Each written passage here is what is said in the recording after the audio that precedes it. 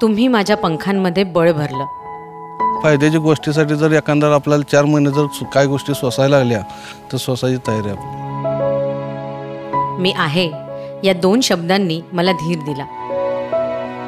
मी बचत गट सदस्य असो की अंगणवाडी सेविका, मी शिक्षिका असो की पाणी फाउंडेशनची ट्रेनर, कुटुंब म्हणून तुम्ही माझ्या पाठीशी ठाम आहात। तिने पाणी फाउंडेशनचं काम सुरू केलं तर आम्ही तिला संपूर्ण प्रतिसाद होता आमचा तिला।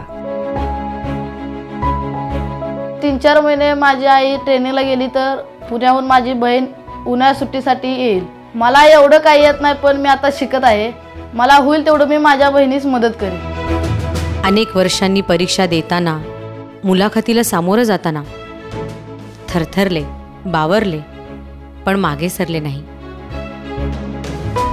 हा विश्वासच आहे जो आत्मविश्वासात परावर्तित होतोय। दुष्काळ मुक्तीसाठी महिला पुढे आल्या आणि ज्या महिलांना घरामध्ये राहण्याचं बंधन होतं त्या महिला आज सर्व महिलांसोबत का होईना एकत्र यायला लागलेत। एकदम म्हणजे कुठली तरी एक जुनी रूढ परंपरा लयास पावते असं वाटतं। बाहेर गावातून जे लोक येत होते त्यांना असं वाटत होती की अरे बापरे किती गावामध्ये एकोपा आहे, मुली सुद्धा काम करून राहिल्या। आई, मुलगी, बायको या नात्यांप्रमाणेच मी एक नवं नातं जोडलंय पाण्यासोबत।